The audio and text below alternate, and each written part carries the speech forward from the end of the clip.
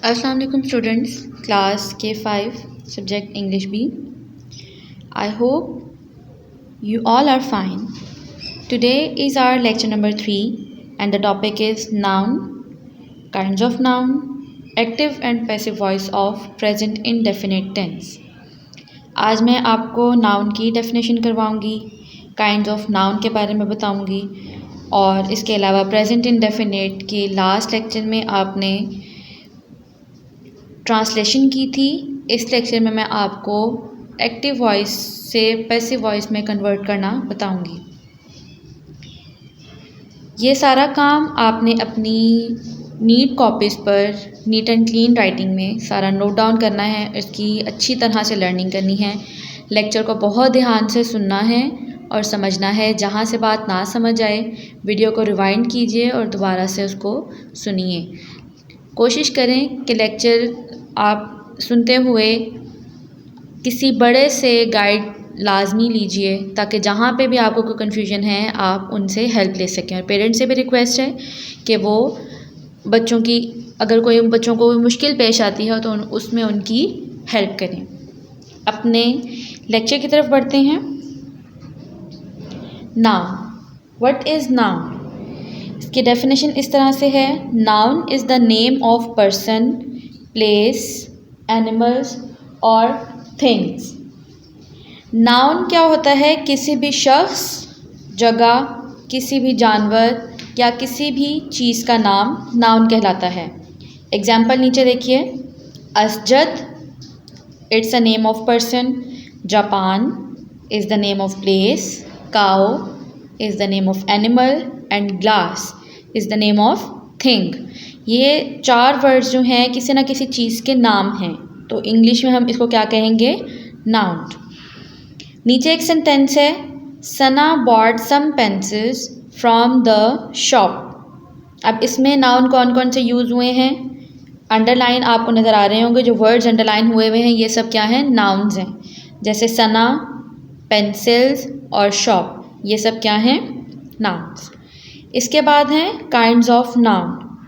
Noun की किस्में कौन कौन सी हैं? वैसे तो बहुत सारी किस्में होती हैं, उनमें से मैंने आपको कुछ करवाई हैं। Here are some kinds of noun, that is common noun, proper noun, countable noun, uncountable noun and collective noun. Common noun क्या होता है?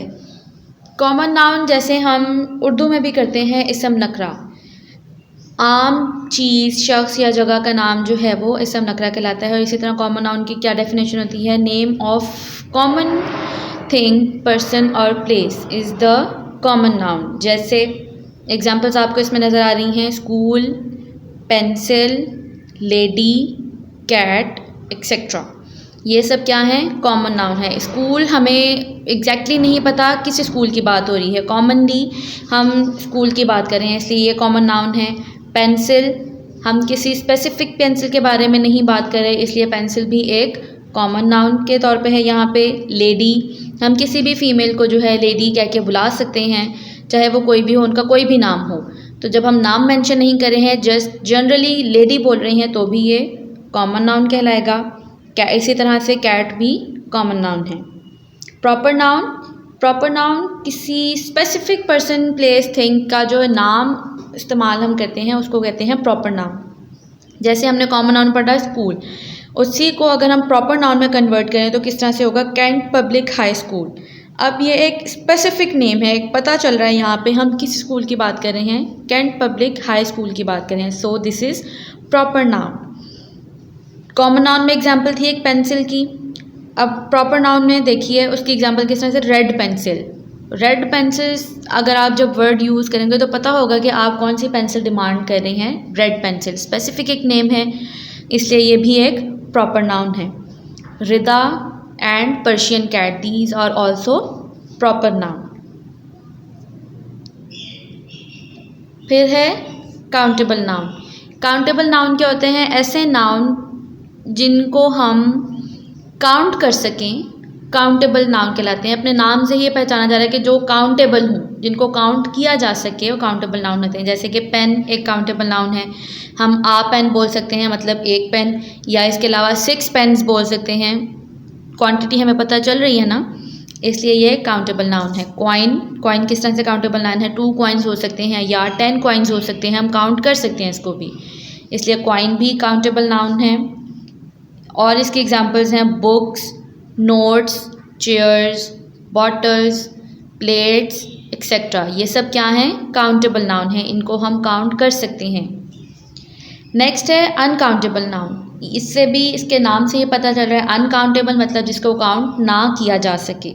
जैसे ऑयल को आप काउंट कर सकते हैं कि आपने कितना ऑयल लिया है।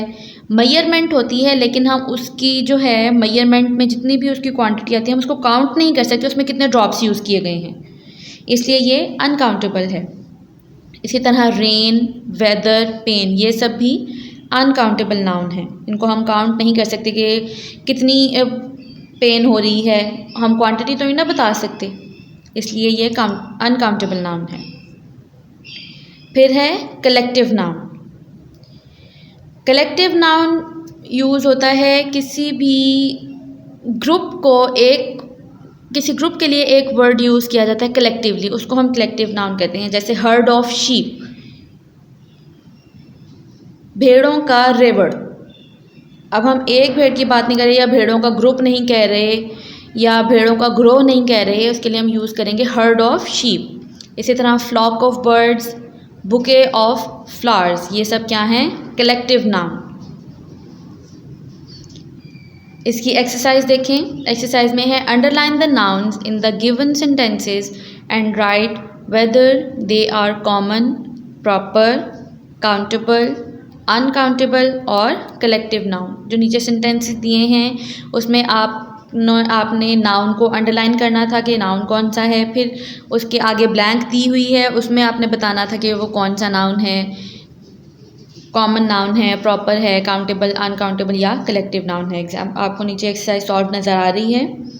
फर्स्ट इसका सेंटेंस है, Mohammad Ali Jinnah is the founder of Pakistan. यहाँ तक सेंटेंस है। अब इस सेंटेंस में 2 नाउन यूज़ हुए हैं, एक हुआ है मोहम्मद अली जिन्नाह और दूसरा पाकिस्तान, और ये दोनों ही प्रॉपर नाउन है। देखिए सेंटेंस के ऊपर ब्लैंक में लिखा हुआ है प्रॉपर नाउन। सेकंड सेंटेंस है, Islamabad is a beautiful city.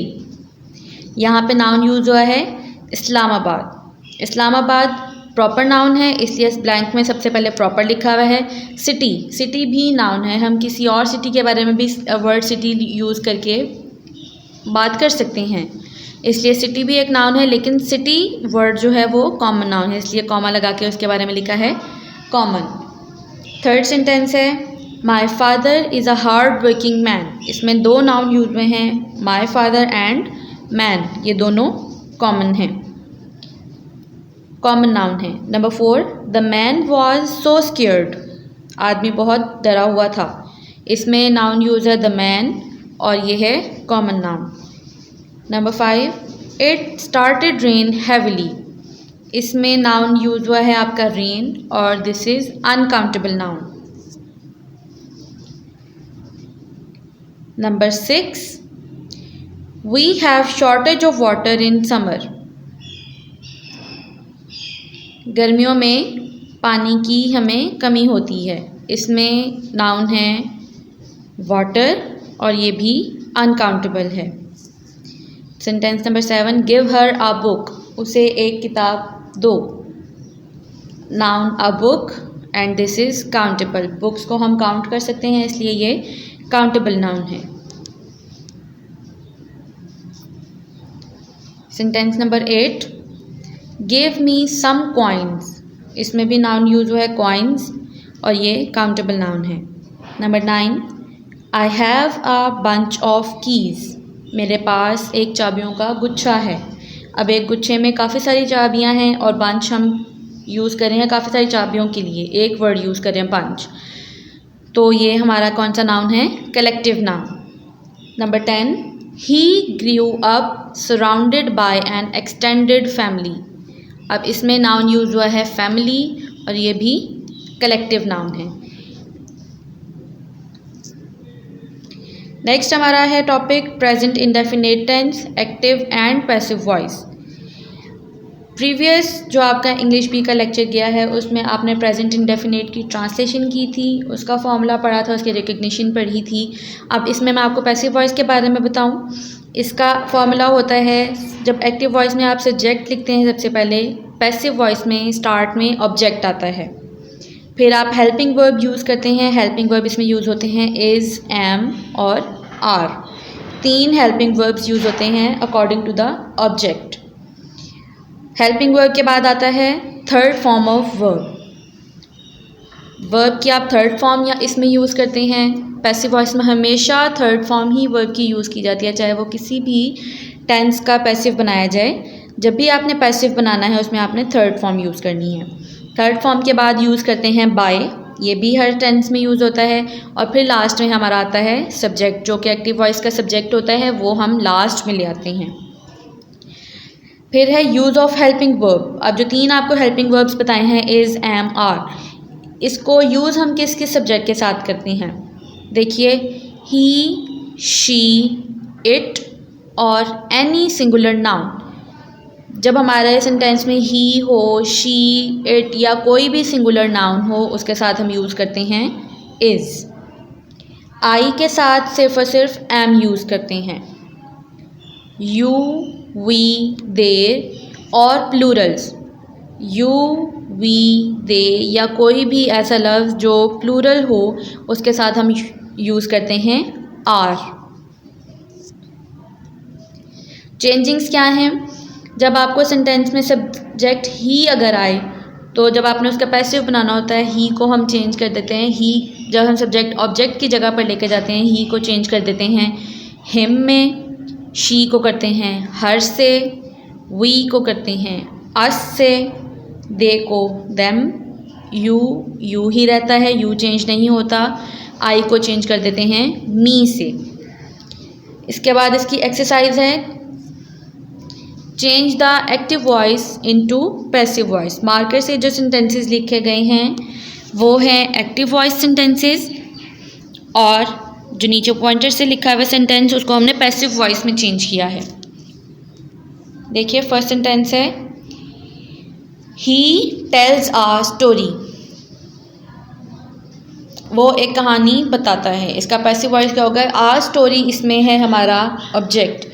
Object को हम स्टार्ट में ले आएंगे। आ स्टोरी देखें, आपको नज़र आ रहा होगा, स्टार्ट में आ गया। अब ऑब्जेक्ट के अकॉर्डिंग हमने हेल्पिंग वर्ब पुट किया इज़, क्योंकि स्टोरी सिंगुलर थी इसलिए हमने किया इज़। टेल्स को थर्ड फॉर्म में चेंज किया told. Third form of verb लगाने के बाद हमने यूज़ किया बाय। और ही को जब हम सब्जेक्ट को लेकर जा रहे हैं ऑब्जेक्ट की जगह, तो ही को हमने चेंज कर दिया हिम से। तो हमारा सेंटेंस बन गया ही टेल्स अ स्टोरी का पैसिव वॉइस बन गया a story is told by him. इसी तरह से आपने सारे सेंटेंसेस में सब्जेक्ट को ऑब्जेक्ट में चेंज किस तरह से करना है वो याद रखना है।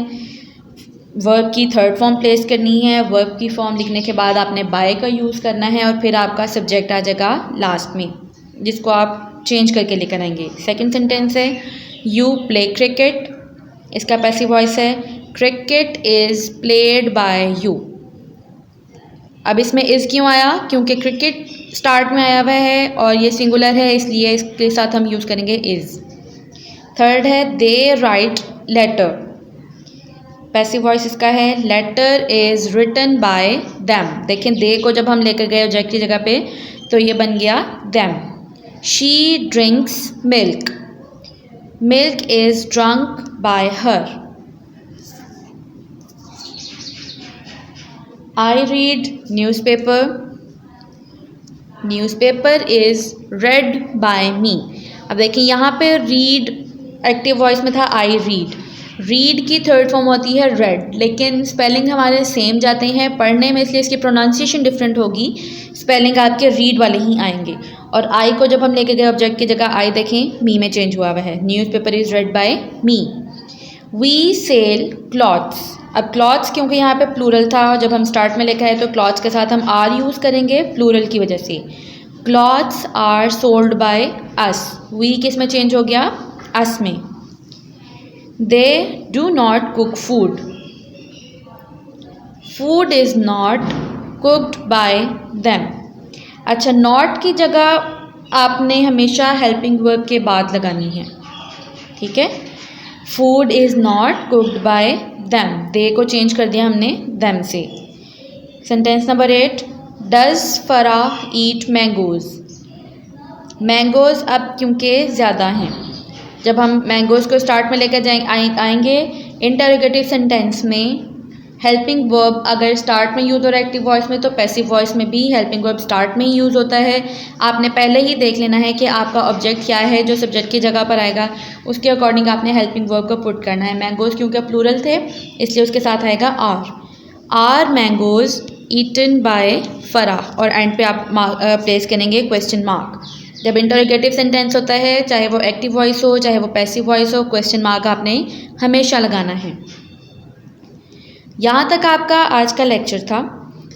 उम्मीद है आपको लेक्चर समझ आया होगा। ये सारा काम आपने अपनी नीट कॉपीज़ पे डेट एंड डे के साथ कैप्शन देनी है, जिस तरह से हेडिंग्स दी हुई हैं, जिस तरह से मैंने काम यहाँ पे लिखा हुआ है, प्रॉपरली आपने सेम इसी तरह से नीट एंड क्लीन वे में अपनी कॉपीज़ पे नोट डाउन करना है और उसको याद रखना है। अल्लाह हाफिज़।